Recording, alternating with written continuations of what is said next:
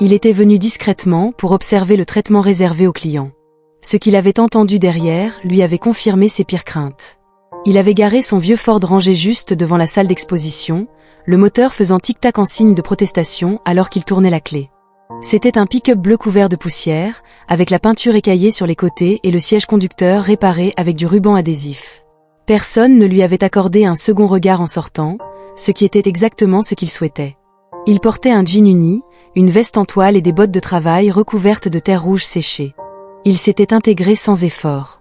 Aux yeux des passants, il ressemblait à un homme qui venait de quitter un chantier, peut-être de la soudure ou de la toiture. Personne n'aurait imaginé que, moins de 12 heures auparavant, il était dans une salle de conférence à signer des chèques de paie pour cet endroit même.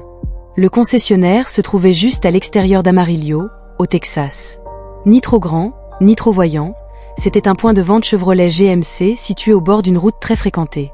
Il l'avait acquis il y a 5 ans, avait rebaptisé l'endroit, reconstruit le centre de service et embauché des jeunes, bien rémunérés. Cependant, récemment, des rumeurs avaient circulé, des rumeurs qu'il ne pouvait ignorer. Son assistante, Melinda, lui avait rapporté 3 plaintes distinctes au cours des 2 derniers mois, toutes discrètes, émanant de clients noirs ou latinos, et toutes partageant un point commun. Il se sentait méprisé ou tout simplement ignoré. Il voulait croire qu'il s'agissait d'un malentendu, d'une erreur ponctuelle. Mais quelque chose au fond de lui disait le contraire. Il se promenait donc dans sa propre concession, sans que personne ne réalise que l'homme qui payait leur salaire venait de franchir la porte d'entrée. Besoin d'aide pour quelque chose, avait crié une voix, sèche et plate. Il s'était retourné et avait vu un vendeur d'une 30aine d'années, les cheveux clairsemés, un presse-papier sous le bras, le regardant sans sourire. « Oui », avait répondu le PDG d'un ton décontracté. « Je cherche à acheter un camion », avait dit l'homme en haussant les épaules. « Neuf ou d'occasion ? Utilisé ? » Un autre haussement d'épaules. « Ils sont tous là-bas », avait-il indiqué en montrant une rangée de camions couverts de poussière, garés sous le soleil de midi. Pas de visite, pas de poignée de main, pas de bienvenue. Le PDG avait hoché la tête, plus pour lui-même que pour le vendeur, et s'était dirigé vers les camions. Une jeune femme et son mari, blanc et d'une 30aine d'années, tous deux en polo, sortaient d'un SUV noir. Un deuxième vendeur, plus jeune, avec des cheveux gélifiés et un sourire éclatant, courait déjà vers eux. « Bienvenue à tous », avait dit joyeusement le jeune homme. « Puis-je vous servir un café ou de l'eau pendant que vous jetez un coup d'œil ? La climatisation fonctionne parfaitement à l'intérieur. » Le PDG avait tout observé. Il s'était arrêté devant une Sierra 1500 argentée, un modèle propre et récent, avec une petite bosse sur la portière passager. L'étiquette affichait 24 300 $. Il s'était penché pour vérifier les pneus. Derrière lui, le premier vendeur était réapparu, les mains dans les poches. « Celle-là a un peu de kilomètres au compteur, mais elle roule bien », avait-il murmuré. « Combien de kilomètres ? » Un peu plus de 110 000. Carnet d'entretien. Je crois qu'on l'a dans nos dossiers. Vous voulez que je demande à quelqu'un ? Le PDG s'était levé lentement, prenant un moment pour regarder autour de lui. Le couple à l'intérieur riait déjà avec le deuxième vendeur. Il n'avait même pas encore vu un seul camion. Il s'était tourné vers l'homme devant lui. « Oui, j'aimerais voir le carnet d'entretien et peut-être l'essayer. » Le vendeur avait soupiré comme si c'était une corvée. « Bien sûr, je vais chercher les clés. » Alors que l'homme s'éloignait, le PDG avait sorti son téléphone et ouvert son application notes. Une note rapide, Sierra 1500 argentée. Le vendeur ne connaissait ni le kilométrage ni les enregistrements. Zéro engagement. Ce n'était pas une question de difficulté, mais de vérité. Il avait jeté un coup d'œil à son reflet dans la fenêtre du camion. Un homme d'une 40aine d'années, avec une légère barbe grise et des mains calleuses à cause des années passées avant les conseils d'administration, mais ses yeux étaient perçants. Il se souvenait trop bien de ce que cela faisait d'être jugé par quelqu'un qui pensait que vous n'aviez rien à offrir. Ce souvenir ne s'efface jamais vraiment. Le vent s'était levé légèrement, emportant avec lui le son d'un rire lointain provenant de la salle d'exposition, mais ce qui allait suivre serait plus profond qu'il ne l'avait prévu. Le vendeur était revenu 5 minutes plus tard, tenant les clés d'un doigt et un document froissé dans l'autre main. « Voici votre dossier et les clés », avait-il dit avec toute la chaleur d'un employé du DMV lors de son 3e quart de travail. « Ramenez-le-moi dans 20 minutes. » Le PDG avait pris le papier, avait jeté un œil au carnet d'entretien à moitié rempli, au changement d'huile, à une rotation des pneus et au remplacement de la batterie. C'était clairsemé. Les dates ne correspondaient même pas à la lecture du compteur kilométrique. Il avait plié le document et l'avait glissé dans sa poche arrière. Merci. Ça vous dérange si je pose quelques questions avant de conduire? Le vendeur l'avait regardé comme s'il avait demandé un massage des pieds. Comme quoi? Historique d'accident? Nombre de propriétaires? Vous avez mentionné que tout fonctionnait bien. Cela signifie qu'il y a des problèmes. L'homme avait poussé un soupir et s'était déplacé sur ses talons. C'était une véritable épreuve pour les délinquants. Rien de grave. Quant aux propriétaires, peut-être 2 ou 3, ne me citez pas. Et non, il n'y a rien de mal à cela. J'avais dit que ça fonctionnait, n'est-ce pas? Le PDG avait esquissé un sourire crispé. Tu l'as fait? Je pensais juste que je devrais vérifier à 2 reprises puisque c'est moi qui l'achète. Un autre haussement d'épaule. L'homme n'avait même pas essayé de cacher son impatience. Mais avant de partir, le PDG avait ajouté « Si j'avais un polo et un bail à la main, pensez-vous que vous me parleriez différemment ?» La question était restée en suspens pendant une seconde. Le vendeur avait cligné des yeux, ne sachant pas s'il s'agissait d'une blague ou d'autre chose, mais au lieu de répondre, il s'était retourné et s'était éloigné. Le PDG ne l'avait pas appelé. Il se tenait là, les clés en main, regardant l'homme disparaître dans le bâtiment. Le terrain était désormais calme. La chaleur scintillait sur le trottoir. Le klaxon d'un camion avait retenti depuis la route au-delà de la clôture, mais à l'intérieur des murs du concessionnaire, la situation était claire. Il était monté dans la Sierra et avait démarré le moteur. Le siège grinçait. La climatisation sifflait avant de souffler de l'air chaud. Il avait ajusté le rétroviseur et avait démarré lentement, faisant le tour du pâté de maison. Cela lui avait donné le temps de réfléchir. Il ne voulait pas croire que c'était ce qu'était devenu le concessionnaire. Mais tout ce qu'il avait vu jusqu'à présent confirmait ce que les plaintes laissaient entendre. Il n'y avait pas de partialité dans le système. C'était le système. Il avait fait demi-tour, s'était garé au même endroit et était sorti. À l'intérieur de la salle d'exposition, tout était baigné de lumière et le sol était carrelé. Le couple de tout à l'heure était maintenant assis confortablement en train de siroter de l'eau en bouteille, tandis que le jeune vendeur pointait du doigt un écran numérique. Personne ne le regarda lorsqu'il entra.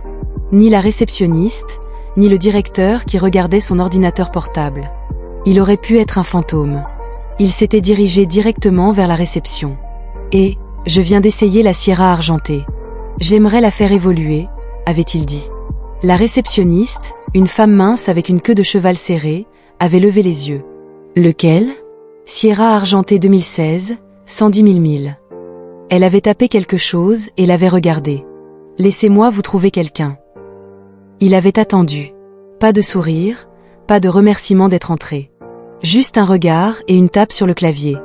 1 minute plus tard, le même vendeur désintéressé était réapparu, presse-papier à la main. Êtes-vous prêt à parler chiffres? Il s'était dirigé vers un bureau encombré dans le coin. La chaise grinçait sous le poids du PDG. Le vendeur avait tapoté son écran avec 2 doigts, lentement et irrité. Vous avez un financement ou vous payez comptant? Espèce? Cela avait eu un coup d'œil rapide. Vraiment? Ouais. Problème? Non, c'était juste que la plupart des gens ne le faisaient pas. Le PDG s'était légèrement penché en arrière. Je ne suis pas comme la plupart des gens. Ils avaient hésité sur le prix. Le vendeur avait essayé de faire pression pour obtenir des modules complémentaires, des plans de garantie, une protection de sous-couche, des choses inutiles. Le PDG avait tout décliné, d'une voix ferme mais polie. Il avait déjà fait cette danse auparavant, de nombreuses fois. De l'autre côté de la salle d'exposition, il avait repéré quelque chose qui lui avait retourné l'estomac. Un grand homme noir, probablement âgé d'une 20aine d'années, vêtu d'un sweat à capuche délavée et d'un jean, se tenait maladroitement près de la porte. Il tenait un dossier, attendant visiblement de l'aide. Personne ne s'était approché. Personne n'avait dit un mot. Le PDG avait regardé le jeune homme faire quelques pas hésitants en avant, puis se retourner et sortir. Pas de contact, pas de pitch. Rien. La mâchoire du PDG s'était légèrement serrée, mais il resta silencieux. De retour au bureau, le vendeur avait poussé le papier vers l'avant. Signez ici si tout semble bon. Le stylo était à mi-chemin du papier lorsqu'une voix derrière lui avait retenti, aiguë et frustrée. Pourquoi est-ce qu'il est aidé alors que j'attends ici depuis 10 minutes? Mais cette voix allait tout changer. André n'avait pas élevé la voix. Il n'en avait pas besoin. Il se tenait là, calme, stable, inébranlable, tandis que la vérité s'installait dans la pièce comme une épaisse poussière. Et à ce moment-là, personne ne pouvait se cacher derrière des sourires polis ou des slogans d'entreprise. Il s'était tourné vers l'homme blanc qui avait tout déclenché. Vous voulez parler d'équité? Demandez-vous s'il est juste de juger un homme uniquement sur la base de ses bottes et de sa veste. L'homme avait marmonné quelque chose dans sa barbe. Mais André n'avait pas bronché. Il ne faisait pas cela pour lui. Il le faisait pour l'enfant qui était sorti sans être vu, pour les mères célibataires qui étaient venues dans l'espoir d'obtenir de l'aide, mais qui avaient été repoussées, pour tous ceux qui n'avaient jamais eu leur chance dans des endroits comme celui-ci. Le vendeur, toujours avec sa carte de visite, semblait avoir vieilli de 10 ans en 10 minutes. « J'ai été patient », avait dit André. « Je croyais en la création d'une entreprise qui prenait soin de ses clients, pas seulement de certains d'entre eux, mais de tous. Et je croyais que si j'embauchais de bonnes personnes, que je les payais correctement et que je leur donnais la possibilité de se développer, elles traiteraient les autres avec respect. » Il avait fait un pas de plus. Mais ce que j'ai vu aujourd'hui, ce n'était pas seulement un mauvais service. C'était un échec. Le directeur financier était maintenant apparu, debout à quelques pas derrière la réceptionniste.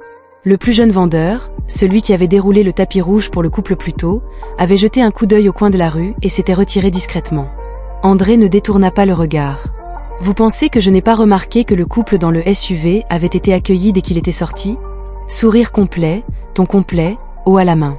Et pourtant, j'ai reçu un grognement et un doigt pointé vers le lot. » Il avait secoué la tête, non pas par colère, mais par déception. « J'ai travaillé trop dur pour laisser cet endroit se transformer en une machine à contrôler les entrées, » balbutia le vendeur. « Monsieur Talbert, je ne voulais pas le faire. »« C'est bien là le problème, » coupa André. « Tu ne le fais pas exprès, mais tu le fais quand même. » Il y avait maintenant un silence dans la pièce. Pas le genre gênant, le genre qui arrive quand tout le monde sait que ce qui vient d'être dit ne peut plus être ignoré. André se tourna vers le directeur financier. « Depuis combien de temps travaillez-vous ici ?» L'homme se redressa. « 3 ans, monsieur. »« Et combien de fois avez-vous vu quelque chose comme ça se produire ?» Le directeur baissa les yeux, hésitant. « C'est ce que je pensais. » André se retourna vers le bureau, reprit le stylo, non pas pour signer les papiers, mais pour rayer son nom. Une ligne forte traversa le contrat. « Je n'achèterai rien aujourd'hui, » dit-il assez fort pour que toute la salle puisse entendre. La mâchoire du vendeur tomba.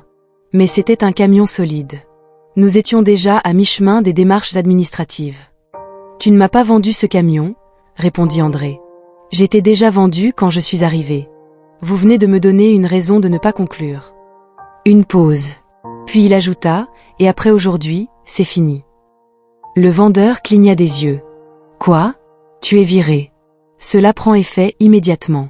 Le directeur fit un pas en avant, hésitant. « Dois-je appeler les ressources humaines ? » « Pas besoin, » répondit André. « Je m'en occuperai personnellement. » L'homme resta là, abasourdi.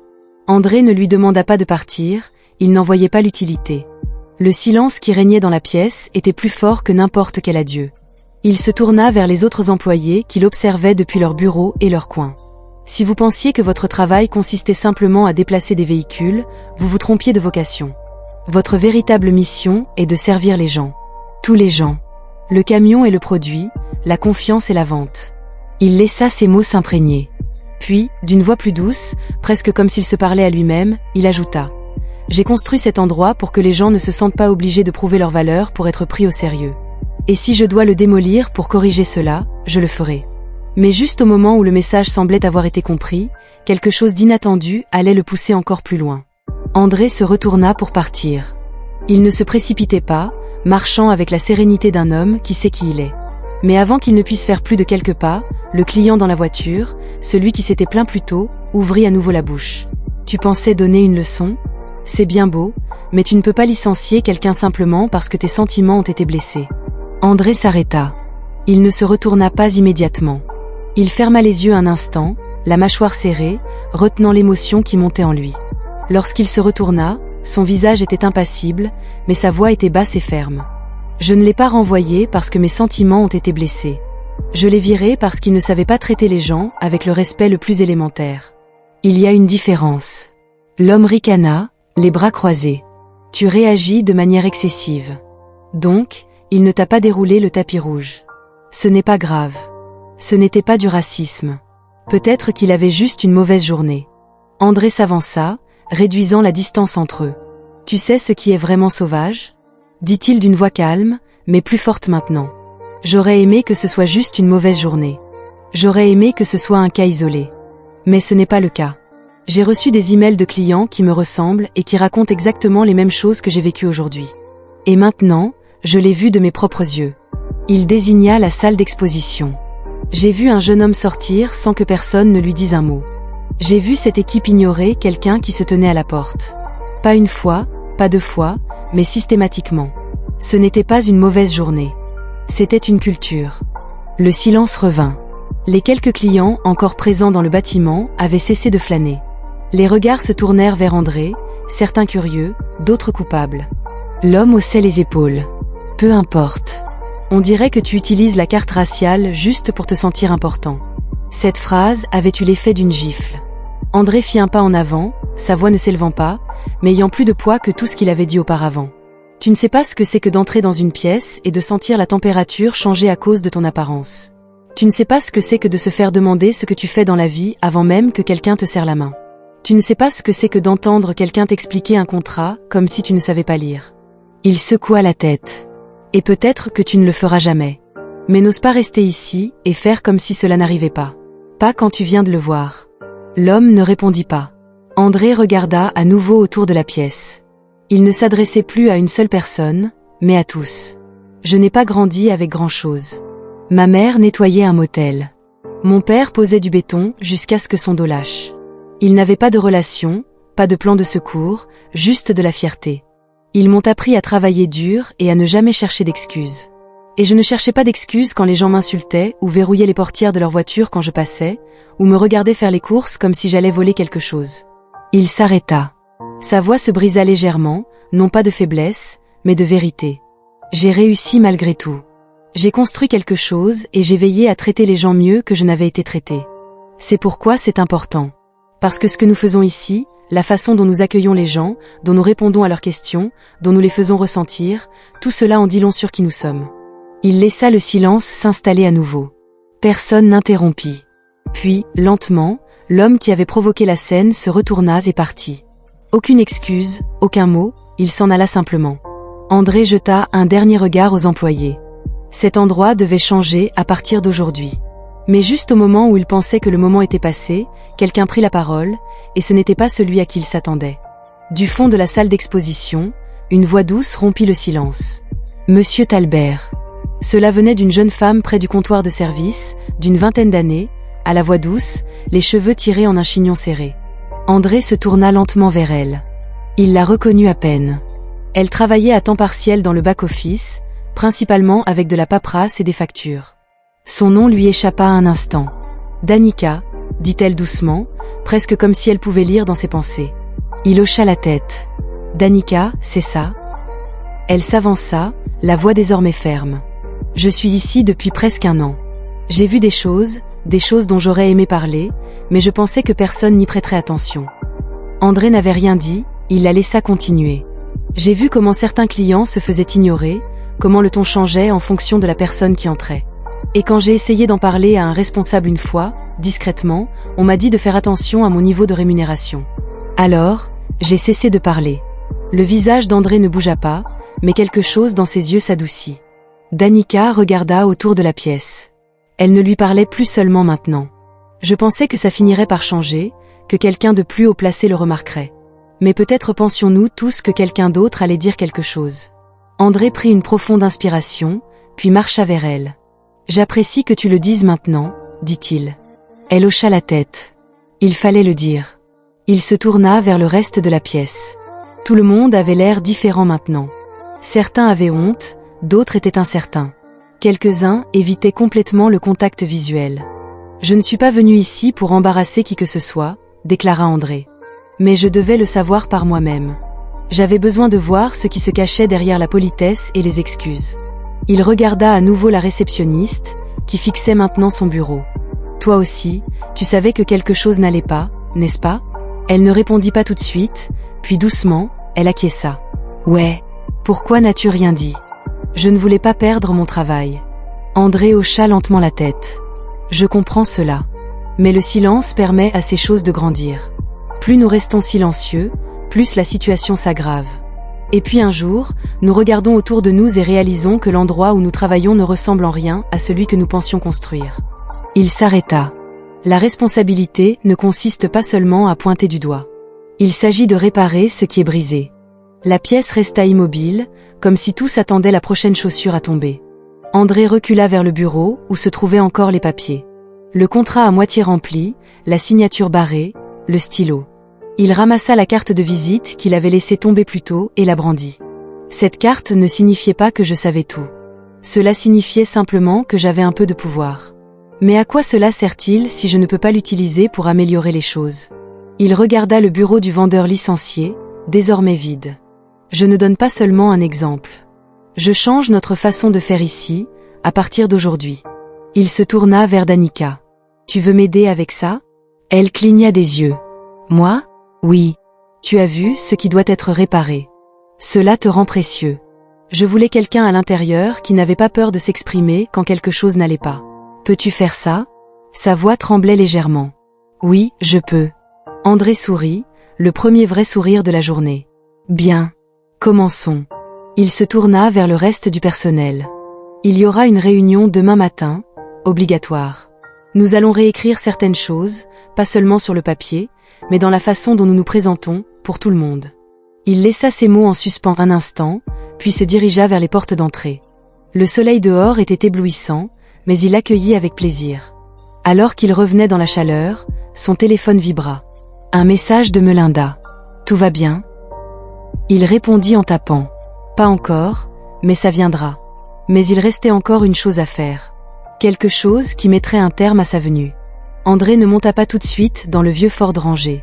Il le dépassa pour rejoindre le trottoir, scrutant la rue à gauche et à droite. Il cherchait quelqu'un. Et juste au moment où il commençait à penser qu'il était peut-être trop tard, il le vit. Le jeune homme de tout à l'heure.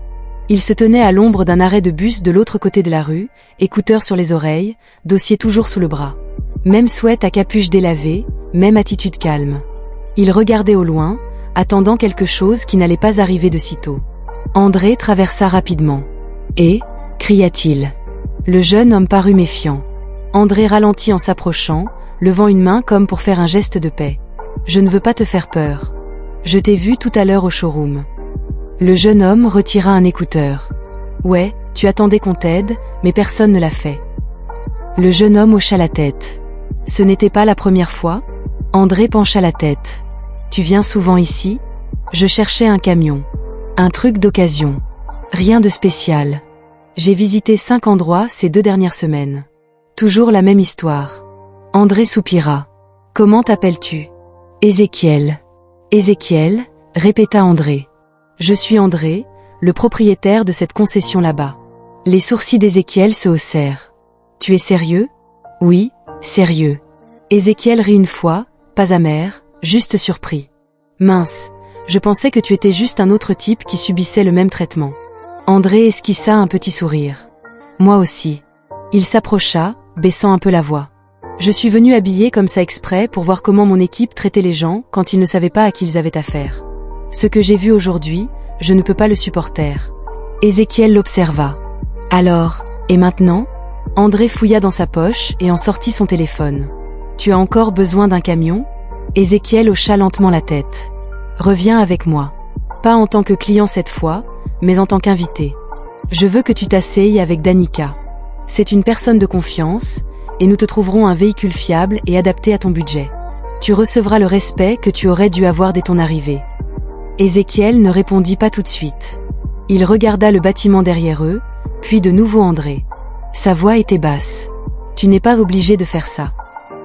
Je sais, dit André. Mais je le veux. Il y eut une longue pause. Puis Ézéchiel fit un signe de tête, un vrai, du genre qui dit « Très bien, j'en suis ». Ils traversèrent la rue ensemble, côte à côte. Et alors qu'ils franchissaient à nouveau les portes vitrées, quelque chose de différent se produisit. Les gens l'avaient remarqué. Les employés se tenaient plus droits. Quelques-uns semblaient honteux, mais personne ne s'était détourné. Danica était déjà là, prête. Elle fit un signe de tête à André, puis salua Ézéchiel avec une gentillesse qui semblait manquer depuis trop longtemps. André ne s'imposa pas. Il se tenait en retrait, les bras croisés, observant simplement. C'était pour cela qu'il avait démarré cette entreprise, non seulement pour vendre des véhicules, mais pour construire quelque chose de meilleur, quelque chose d'honnête, quelque chose de juste. Et quelque part en chemin, La culture avait dérivé. Mais il n'était pas trop tard pour y remédier. Quand Ézéchiel fut assis et que Danica commença à afficher des options, André sortit enfin à nouveau, cette fois pour de vrai. Il monta dans son vieux Ranger, démarra le moteur et resta assis un moment. Il n'y avait aucun discours qui résonnait dans sa tête. Pas de musique endiablée, juste le bourdonnement du moteur et le vent chaud qui soufflait à travers la fenêtre ouverte. Il avait pris une décision ce jour-là, pas seulement à propos d'un camion, d'un membre du personnel ou d'une entreprise, mais à propos du type d'héritage qu'il voulait laisser derrière lui, pas seulement en tant que PDG, mais en tant qu'homme. Un homme qui s'était montré présent, même quand il aurait été plus facile de rester silencieux. Un homme qui se souvenait de ce que cela faisait d'être négligé. Un homme qui ne se contentait pas de parler de changement, mais qui s'assurait que cela commence dans sa propre maison. Il mit le camion en marche et s'éloigna lentement et régulièrement, disparaissant dans le soleil. Certaines personnes obtiennent leur titre grâce à un diplôme. D'autres le gagnent avec le temps, mais ceux qui le méritent sont ceux qui n'oublient jamais d'où ils viennent et utilisent chaque centimètre de leur pouvoir pour tirer les autres vers le haut. Si cette histoire vous a touché, partagez-la. Et n'oubliez pas de vous abonner pour plus d'histoires qui disent la vérité, aussi difficile soit-elle à entendre.